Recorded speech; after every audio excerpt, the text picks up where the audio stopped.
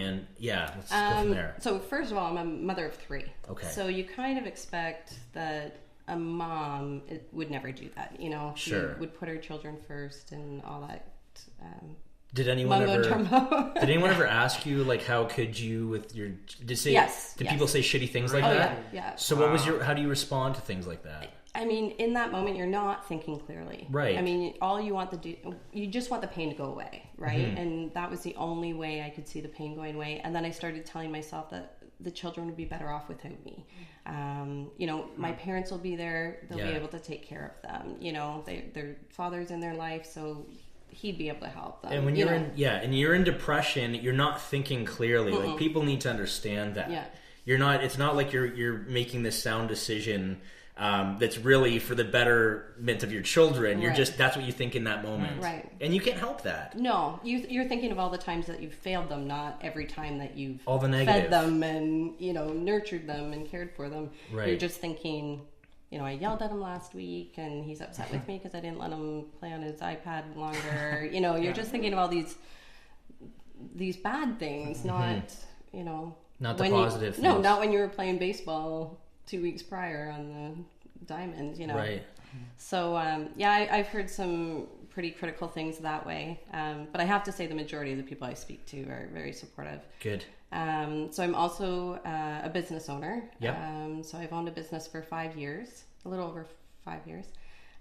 So it's called Whoa Mama, and we host mom-to-mom sales in London. Awesome. Do you even know what that is? No, I don't. No. But it sounds cool. Well, let me explain it to you. Explain it, yeah. Enlighten me. Here's the commercial. Okay. So we host our events at the Western Fair District, and moms rent spaces and tables, and they sell their gently used children's items to other moms. So they're not I have heard of paying... this. There you go. Yeah, I have definitely heard of this. Yeah. Very cool. You organized this? Yes. Awesome. Yeah. And so this has been successful. It has been. We were actually I was voted a top mompreneur in Canada in 2014. Yeah. That's fucking awesome. Yeah. Amazing. Yeah. So I got to go to an awards ceremony and get all dressed up. Very cool. Yeah, it was a lot of fun. I didn't win, but it was pretty cool just to be nominated. Sure. Yeah. 100%. Yeah, it was very awesome. So... yeah, that was me being very humble right there. And it stung like a bitch, didn't it? Yeah. Still makes me very happy. Yeah. And then, so my sister and I, as well as 3 other ladies, we run a Mamas in Business group for moms that own their own businesses in southwestern Ontario. And it's a private group, so you can't find it. I was going to go searching right after this. You have to be added in by a friend. It's a VIP group. Oh, it's very VIP. Yeah, exclusive. We're all VIPs. Fair enough. So yeah, we just anybody that has an idea, they can come in and throw ideas around and start their own business. And most of these women work from home, like they do it in their spare time, like moms have spare time. Right, yeah, sure. But when the kids are sleeping or when they're watching TV or something, we've got real estate agents, dentists, chiropractors, people that sell Tupperware and anything, and people that make their own toothpaste. Like it's all over the place. And many of these women have been very successful, have won awards, the same mompreneur group that I was nominated with. Many of them have won awards there. And some of the businesses are a month old and some of them are 25 years old. There's even grandmas. They're moms, so they're in there Of course. too. Yeah. That's amazing. I mean, it sounds like you have a really good group of not only like people that you network with, but friends and a support system. I do. So this can literally happen to the most successful looking woman or man or whoever. Did any of them come forward after this happened to say that they're struggling as well? Oh my goodness. Yes. Yeah, so you have a whole other kind of stream of people reaching out to you probably. People I've never met, people I didn't recognize their names. People that I went to public school with, people I went to high school with, people I worked with. Wow. Men, women, old, young. And I've been meeting with a lot of people, and the first thing I say is I'm not a counselor, I'm not a therapist. Right. But I listen without judgment.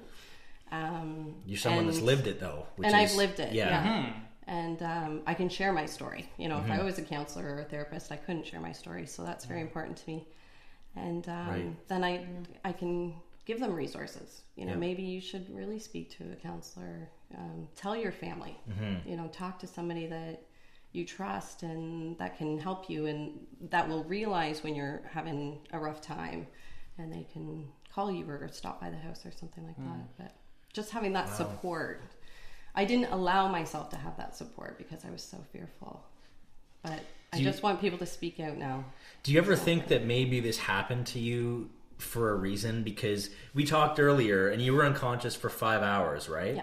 And now you have this whole group of people looking to you that you were already intertwined with originally anyway. But now you can sort of shine a light on all this stuff and the way that you were treated. You were treated pretty shitty, obviously. And like, do you think that maybe this now, do you feel like you're here for a reason? Do you feel like you have purpose? While I was laying in the hospital, and Jeremy can attest to this. Jeremy's Nicole's boyfriend. So if anybody's watching, she's not single. I know sometimes it's a Woman Crush Wednesday, but let's get that out of the way right now. I thought you were camera shy. Not when it counts. Yeah, not when it counts.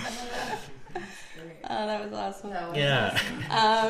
You don't know how big that was for him to put his face in there. Good for you. Well, you're inspiring people, there you right? go. Every day. Yeah. So you were sitting in the bed. So I had a lot of time to think, and I thought, if I go through this and I can't help somebody else, then it's all for nothing. So while I was laying there, I was envisioning how I could help. You know, public speaking's been something I've done for years, and supporting people, but I thought this could be, you know, a different avenue that I could do that. And so I started envisioning. They always say envision what you want and you'll get it. So I started, you know, picturing myself speaking in front of a group of people for this purpose. Talking to people one-on-one. You know, it was just, I wanted to host conferences, like just stuff about educating. Even when I was in the hospital, I didn't know anything about mental health, really. I mean, I knew my story, but I didn't know anybody else was really going through it. Because I didn't tell anybody. So. Yeah. Do you think there's a lot of people that are ashamed and don't tell people? Oh, 100%. Yeah. Oh, yeah. And a lot of the people that I talk to say, you're the first person I've told. And I'm thinking, I haven't seen you since I was 15 years old, you know? Yeah. But there's that, you know, you've kind of come out, so I feel that there's that level of trust. Sure. Like no judgment. So can I ask, like, why was it that you didn't tell anyone? Was it the feeling of shame, or was it you were scared of that people were just gonna like not be like, oh, okay, what you're feeling down, like just not take it seriously? You're just having a bad day. Yeah, because I feel like there's a lot of people like that who just don't get it. Right.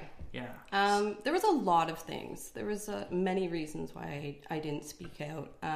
One, I was going through a separation. Right. I thought I'm going to lose my kids. Right. Okay. Yes. That's a big one. Like, can that be used against me? Right. That's a big one. I can understand that completely. Absolutely. I didn't want to be on medication because I've always had this like anti-medication. I never wanted to take Advil or Tylenol or anything. So what if I'm going to get, you know, addicted or stuck on a drug for the rest of my life? You have anxiety as well, right? Yes. Isn't it funny how the people with anxiety are afraid to take the medication that could help them? I mean, that's okay, because I'm with you. I don't take medication either, and I also have anxiety issues, which lead to depression at times as well. So I obviously have never done a suicide attempt, but I've been in dark places as well. So, and I prefer to take a natural approach. So what did you do? What are some of the natural approaches that you took to get into a better place? Then? Well, yeah, I mean, if you didn't take medication, what helped get you out of that funk? I really didn't know what to do. Really? No. Well, what did you do? I watched Netflix sometimes. So you just kind of waited for it to pass? Yeah. I didn't really know there was coping skills. You know, right. I didn't know there was tools that could help me. Since I've learned a lot, but I watched baseball. Obviously, I'm a big baseball fan. Yeah, but that's inspiring in itself, because even people that don't have the coping tools, the message there is that as long as you're just patient, it'll pass, right? Somewhat. Sort of. Sort of. Some days. I know. Yeah. I know that it comes and goes, right? Yeah. But sometimes it's days, sometimes Right. it's hours. I mean, it varies. It depends on the individual as well. Yeah, and you don't even know what triggers it sometimes. Yeah, I was just gonna say that. Yeah. Yeah, I it's read weird. your mind. We're like this. So this was October. What was the date? October 18th. October 18th. That's my new birthday. That's your new birthday. I've heard that before. I like that. That's a cool idea. That is cool. Yeah. Yeah. When was that? The fashion or the ladies' night out? Do you remember? It was the end of October, wasn't it? Like It the 28th or was, something? Or am I wrong? November, middle of November. So it was about a month after. Yeah, give or take. Okay, so just so everyone is aware, Nicolle was the host a month after she tried to. I don't like to say commit suicide. Did they tell you about this in mental health first aid? Yeah, Okay. I don't like using that term. So we don't say commit suicide anymore because you commit crimes. You don't want people to feel like they're like you did. I did feel like I had Right? committed a crime. Yeah. So we say that maybe it was an attempt or whatever, but you try not to say the word commit because it's criminally intertwined. So anyway, a month after you tried to attempt, you were hosting Girls' Night Out in front of like fucking hundreds of women. I was DJing it. You had the biggest smile on your face. I would have never known that you had anxiety because that's tough to do with anxiety in its own. Right. So how did you handle that? I'm very good at hiding And I my think- real feelings. Yeah. Okay. How was that for you? It's better now. Yeah. It's much better now. Yeah. Now if I'm having a bad day, I just say, I'm having a bad day, and this is what's wrong, and this is what's happened, and... So you're more open and honest Oh, with the yeah. communication. Oh, yeah. Okay. Yeah. That's amazing. Good for you. Yeah. Well, I just never want to get back to that, right? I never... The hiding was hard. I mean, I used to say, fake it till you make it. Yeah. That was my line. Yeah. I think that's a And- lot of people's line. But I mean, maybe there's a time and a place for faking it until you make it. But no, I faked it a lot. Well, you're an entrepreneur, right? And a lot of entrepreneurs in the business world will fake it until they make it. Yeah. So maybe that's where you kind of learned that habit. So what? And you said that you decided not to come out with it until January because of potentially you had to look into whether or not it would affect the separation and things like that. Well, when I came out. Okay. When I was honest. Mental illness, out of the closet with mental illness. Right. Yeah. Yeah, nothing else, Mom. Yeah. Not that there's anything wrong with No, that. there's nothing wrong with it. I just won't give you anything else to deal with today. Not that there's anything wrong with that. That was a good Seinfeld. Yeah, I know. That's They what were all used to good do. Seinfeld. They were all good. You're right. It's You're like a absolutely Friends right. episode. There's Yeah. never a bad Friends episode. No. You're with me on that one? Okay. Yep. What were you talking about? We were talking. When I came out. Yeah. So it was more of when I was comfortable. I mean, it was still hard. I felt like I was naked in front of a room full of people when I came out. Yeah. But it was when I was comfortable with, my diagnosis and how I was feeling and who I am, who I was. Do you agree with the diagnosis you received? No. You don't? No. What diagnosis did you receive, if you don't mind me asking? I was told I was depressed. Okay. And had episodes of anxiety. And what do you feel that is proper to be labeled with?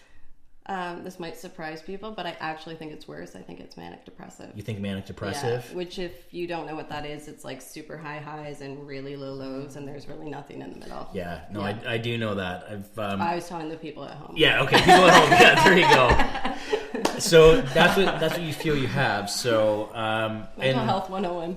And you've got a pretty strong gentleman here that's obviously loves you very much to be able to take that on, because it can be at times challenging, right? Absolutely, yeah. I know you don't want to talk, but yeah, I'll leave you out of this. But anyways, has he been, obviously he's been a great support for you. Incredible.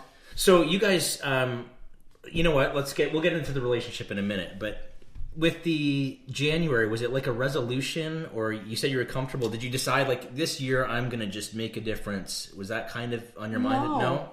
Just a few days before, I'd had a conversation with somebody that had been and continues to be very open and honest about their mental health, and I thought I should do that. Sure. I should just be honest, and then I can start helping people, because until then, who am I to give anybody advice, right? See, that's fucking amazing, because it really is, though, because it was one person doing what you're doing now that got the ball rolling. So obviously, who knows what can happen? Right. Fucking amazing. I love it. I love it. And